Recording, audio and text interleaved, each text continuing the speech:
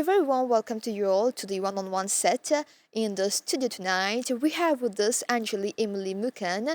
She is 23 years old and the author of the book titled À travers ses yeux. Tonight, during this episode of One-on-One, Angelie is going to share with us more about her passion for creative writing.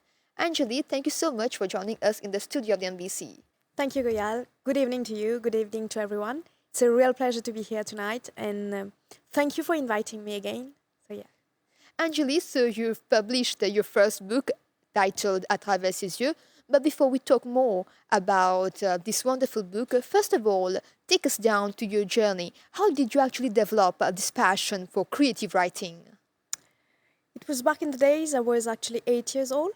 I always loved to read, to write, and even on school holidays, my mom needed to buy books and copybooks for me to write because I didn't actually play with my friends or even my cousins. I was always in my room, just reading and writing. So I guess it's a long way to go. I was like 8 to 23, 15 years old back. So yeah.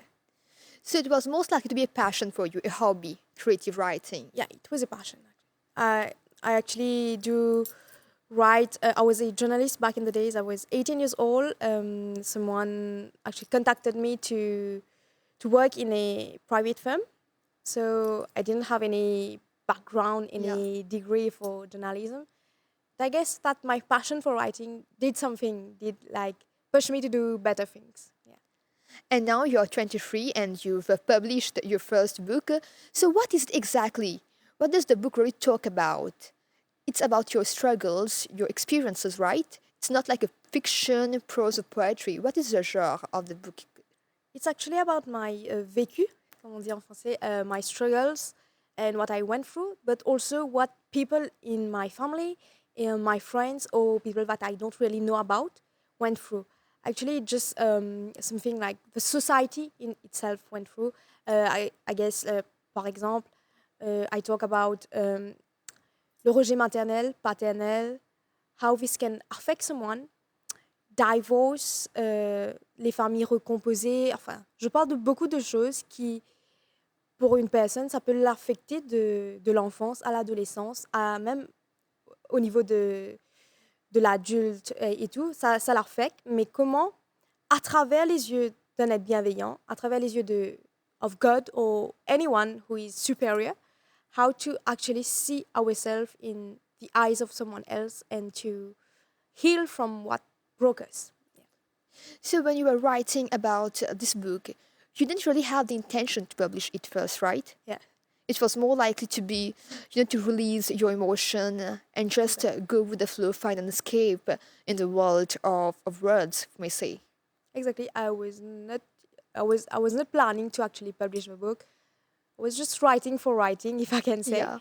And then a teacher read my book, and then he said to me, "You need to get this published." I was like, "Okay, I don't know the process. I don't know anything how to publish a book." So I was like, "It's not really my cup of tea. Let's just be a secret between us. I don't want people to read what I have actually been through because I'm someone who likes to keep things to myself. I don't like people knowing what I went through. And I guess I just wanted to feel like people can go through things that broke us, but there is always a way." And I said, "Okay, let's go publish it then." So when you decided to publish it, how was the process for you? I just said to my mom, "Okay, mom, I'm gonna get my launch on the 28th of September." And she was like, "Okay, go for it." I said, "Okay, but I don't have a publisher. Je connais même pas une maison d'édition. I don't know nothing about publishing a book." There is a friend of mine, like she's a big sister of mine, and she told me, "Okay, I know someone. Let's go and talk to him." I went there, and they say, "Okay, you came to me 1 week before your lunch, and you don't even planning. You didn't even plan to get your book published." I said, "Yeah, can you help me out?" So it was not my plan to publish the book, so I didn't really plan a budget or anything. I just went with the just went flow. with it. Yeah, yeah. And then there was a lady there who was really touched about what I said, what I wrote in my book, and she said, "Okay, I will help you out. Get your mise en page, your cover photo, and everything, and we will just publish it." Then okay, I just said, since I'm a stay-at-home daughter since some months, and I went to my parents and my brothers. I said, okay, I need to pay my book, but you can help me out. And then they were really, like, always supportive. So we went with it. When I say 1 month to people, they are always like shocked. It seems unbelievable to them, but it took only 1 month. Yeah, one Yeah. month to actually You didn't write the suffer book. from writer's block and all then. Not really. Like, I know the subject I'm talking about. Okay. Something that everything that I wrote, I know it since I was 18 years old. Because since I was 18 years old, I always planned to write my book, but I didn't know on what to write. But the fact is, for my friends, I'm their self-love guru. So when they are going through a breakup or everything, they always come to me. Okay, they need support, and I'm always trying to make them feel loved by themselves. Always promoting self love. So I just said, okay, I'm gonna write a book about self love, about how to réaliser sa valeur à travers les yeux de quelqu'un d'autre, à travers ses yeux, pourquoi pas aussi, de se voir à travers ses yeux d'une personne qui est complètement guérie, complètement aimée. Donc, yeah. So that's how I went. Exactly. I think the title is also very powerful. Thank you. Just like to go deeper about yourself, about your journey, and introspection to Exactly. your own thoughts and all. So, talk to us about the different themes that you've explored in that book. There's self-love. There's also about violence, right? So, why did you choose to talk about these themes, especially? Through, I guess, my family, even my friends, they went through breakups, they went through violence, domestic violence. I saw people how they can suffer when they actually don't love themselves and they accept everything. So that's why I decided to write something about people who are sometimes neglected by the society because they don't talk about what happened because they're always like, okay, I'm wearing some makeup, doing my hair. No one will know if I just got beaten at home, nothing else. So I wanted to make people, voice people, know that someone care for them. So, did you actually have any specific creative process to write about this book, about the different themes of it? Actually, no, I just You went didn't with plan anything. It was just about going with the flow for you. exactly. So actually, I like to write at night. So I started writing every night, just going in the flow. Sometime I was in my bed, just trying to know what can I write today, what can I write tonight, and then I just take my iPad, my phone, and I was writing on the application notes, and then just go with the flow like that. Yeah. And, do you feel that this piece of writing fulfills, in a way, your aspirations as a writer? I guess yes, because first of all, I was not planning to be a writer. Yeah. My goal is to be a lawyer, and I was not even like it was not my dream to actually write a book or anything. My goal was always to be a lawyer, so I'm always studying, always with my law books. But then I said, okay, I guess it's time for me to do something, not just for me, but for the society itself. So yeah. And as a youngster, of do you feel that, in a way, of being 23 and having your book published, validate yourself and knowing that you can bring change in the youngster's mindset through your writings? I hope I will because yeah, it's a sense of validation because I was not even planning, I was not even dreaming of having my own book. So I guess it's quite a sense of validation because doing so in 1 month was actually unbelievable for me. But I got things done. So I guess it's quite a sense of validation. But I also want people to know that nothing is impossible. If we got like a dream, if we have we want to achieve something, we can do it. Even if we don't have the means, we don't have the money or anything, everything is possible if we just go forward, we just keep going. Yeah. Definitely. And Angelie, like we said, there are different themes, sub-themes in the book, but which one is your favorite part of the book? And talk to us about the idea behind it. Um, I actually talk about self love and the love of God as well. So that's something that I have always talk about because I guess our generation, like my generation, we sometimes tend to forget that we need to be we need to love ourselves. Yeah. We just think that we need to be loved by someone else, but not by ourselves. And I guess that to be able to love someone, we should love ourselves. We should actually validate our feeling and stop comparing ourselves to others. Stop making ourselves feel like inferior to others because sometimes people may feel superior, others may feel inferior. But I guess it's time for us to actually validate our feeling, validate that we mean something to ourselves so that we can mean something to the world. So for your book, for your writing, do you intend to take people on a healing journey? Is that the Exactly. aim of the book? Yeah. Because every one of us has trauma Yeah. since childhood and that we don't really talk about. Donc, on garde tout pour nous, mais at the end of the day, that's that's that's who make us who we are. Like we are who we are, and sometimes those traumas actually make us feel like we are nothing, if I can Yeah. say so. Nous, comme le dit le dicton créole, nous parvenons en y, mais I don't want that to. Don't want people to feel like that because they mean something and they just need to heal. We need to be someone completely healed so that we can achieve everything we want. I think the first step, to heal the traumas is also to talk about it and to confront the fears, right? That's Exactly. what you talk about in the Yeah. book. Exactly. That's what I talk about. That we should not be like sometimes victims play the or like it's not. I don't know how to say that because without offending someone, but the culprit always want to be the victim, and the victim don't know if she's at fault, he's at fault.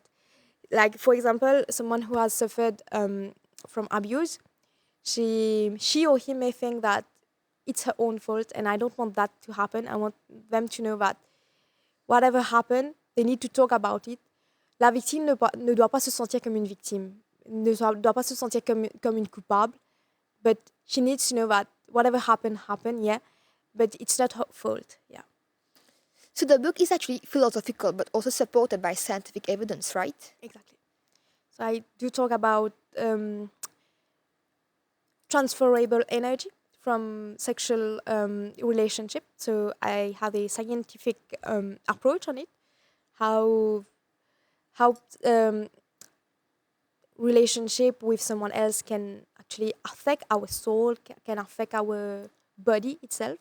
Uh, I guess I will not say more thing because you need to read the book, but I guess yeah, that's So are there any actually writers or idols or artists that you look up to and who have actually influenced your writing?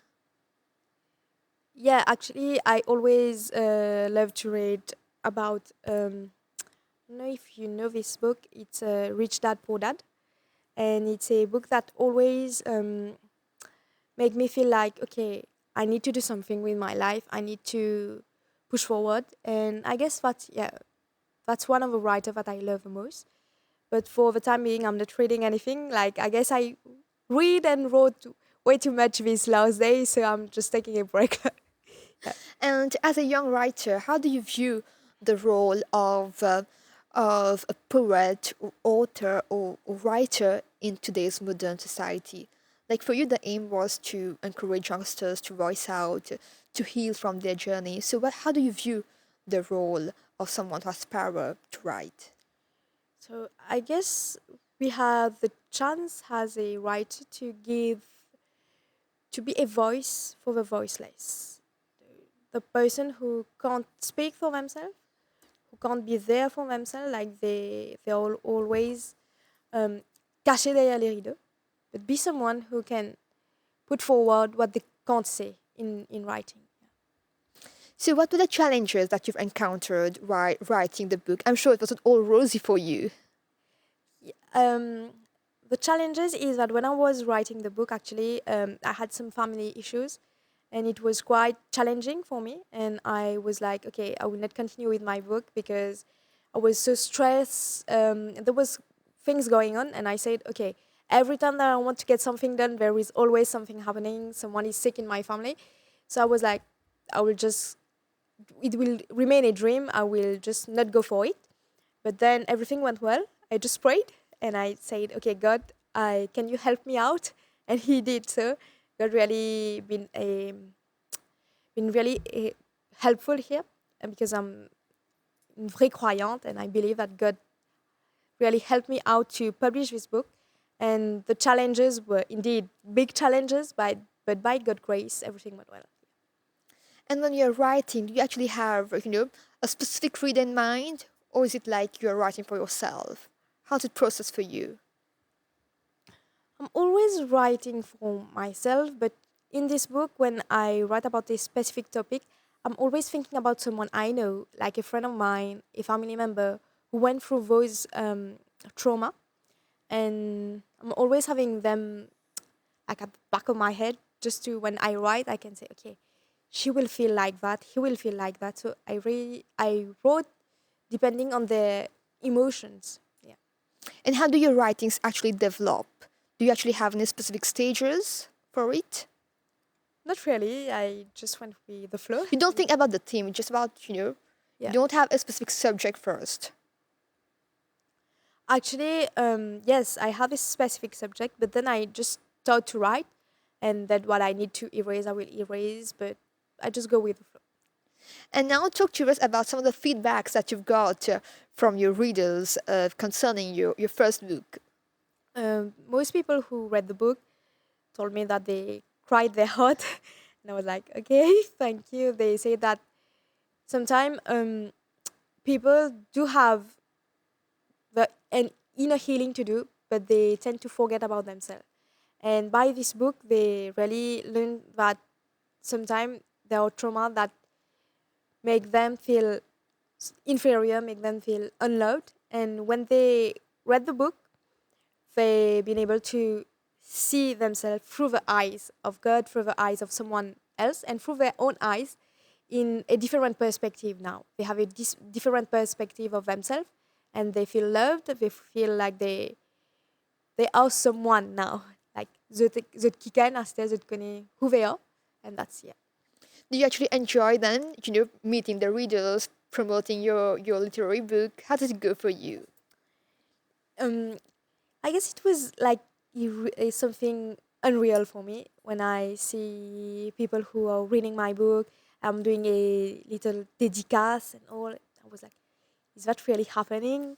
And it's really like a sense of validation, of fulfillment for me. I guess it's a way of me to say, okay, I did something to help people, and I'm happy about it. And how important do you feel that it is important for the community of artists, of writers, to empower and support each other? We need to support each other. We need to empower each other, because if we don't do so, who else will do so? You know. And I guess that I'm not the first writer and not the last. And if there are youngsters who wants to publish a book, who wants to write a book, I will be very much happy to help, because I guess that no one really helped me out, but I want to help someone else. You know, yeah. So I guess it's important, because in le monde des artistes, it's important to help each other. Definitely. We're actually drawing towards the end of this episode, but before that, Angelie, so what are you currently working on now? Do you intend to publish the book? Actually, yeah, I'm actually working on my tome 2. I will publish my second book by 2025. Donc I think that's it's something about self-love, but So I is will it going to be like this one, the way it's written, or is it going to be in the form of prose, poetry? How's it going to be for you? will be a bit different, but let's say I will keep it a surprise so that my readers can just anticipate what I'm writing. So yeah. Wonderful. And what's your message to the youngsters who are watching you right now and who aspire maybe to write a book like you've done? Believe in yourself and never let someone tell you that you can't do anything, because by the grace of God, by your own perception of yourself that you can do something, you will be able to do it. So just go with it, and no matter if you don't have the means, you don't have anything, it will happen. I don't know how many years it can take, but it will definitely happen. Just keep faith in yourself and in God. It's important to go beyond the comfort zone, right? Yeah, exactly. Thank you, Angelie. It was a delight to have you on the set tonight and learn more about your book, À travers ses yeux. Thank you, Ria. It was really a pleasure to be here. Dear viewers, we have now come to the end of this episode. Thank you for your time. We hope to catch you next week at the same time, same channel. Have a great evening.